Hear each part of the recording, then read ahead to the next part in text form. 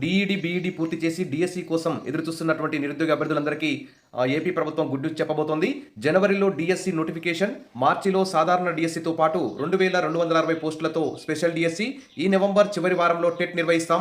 విద్యాశాఖ సమీక్షలో మంత్రి నారా లోకేష్ అయితే ఈ విధంగా వెల్లడించారు. పాఠశాల, కళాశాల విద్యపై సమీక్షిస్తున్న మంత్రి నారా లోకేష్ ఇక్కడ కనిపిస్తున్న దృశ్యం ఇది. ఆల్రెడీ 16,000 పోస్టుల పైగా మెగా డిఎస్సి నిర్వహించారు. ఈ 2-3 రోజుల్లో పోస్టింగ్ ఆర్డర్స్ కూడా కౌన్సిలింగ్ కూడా జరపబోతున్నారు. ఇక మరి జనవరిలో డిఎస్సి నోటిఫికేషన్ రావడం అంటే నిరుద్యోగులకు గుడ్ న్యూస్ అని చెప్పవచ్చు. మీ ప్రిపరేషన్ అయితే యథావిధిగా కొనసాగించండి. మన ఛానల్లో దీనికి సంబంధించి ప్రతి అప్డేట్ అందిస్తాను. తప్పకుండా సబ్స్క్రైబ్ చేసుకోండి. వీడియోస్ మాత్రం లైక్ చేస్తూ ఉండండి.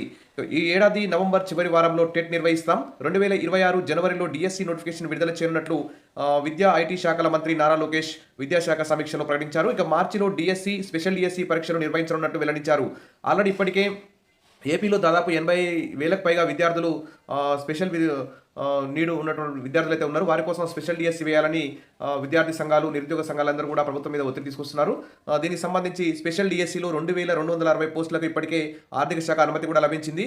ఇక్కడ పాఠశాల, ఇంటర్మీడియట్, కళాశాల విద్యపై సమీక్షలో మంత్రి మాట్లాడుతూ టెట్, డిఎస్సీలకు అభ్యర్థులంతా సన్నద్ధం కావాలి.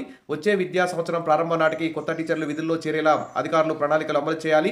విద్యార్థుల్లో కనీస అభ్యసన సామర్థ్యాలపై లక్ష్య సాధనకు భవిష్యత్ ప్లాన్ రూపొందించాలని, బేస్ లైన్ పరీక్ష నిర్వహణకు విధి విధానాలు రూపొందించాలని ఆదేశించారు. డిసెంబర్ నాటికి 10వ తరగతి సిలబస్ పూర్తి చేయాలని అన్నారు. ఇక జనవరిలో రాజ్యాంగ దినోత్సవాన్ని ఘనంగా నిర్వహించారన్నారు. ఆ రోజు నిర్వహించనున్న స్టూడెంట్ అసెంబ్లీకి సీఎం, డిప్యూటీ సీఎం, సభాపతితో పాటు నేను హాజరవుతానని తెలిపారు.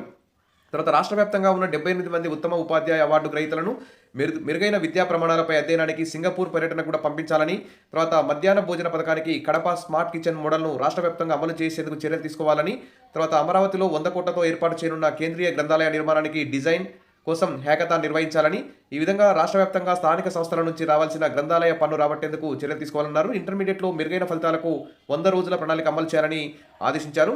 ఇది ముఖ్యంగా అయితే డిఎస్సి అభ్యర్థులకు గుడ్ న్యూస్ అని చెప్పుకోవచ్చు. డిఎస్సికి సంబంధించిన ప్రతి అప్డేట్ మన ఛానల్లో వస్తుంది.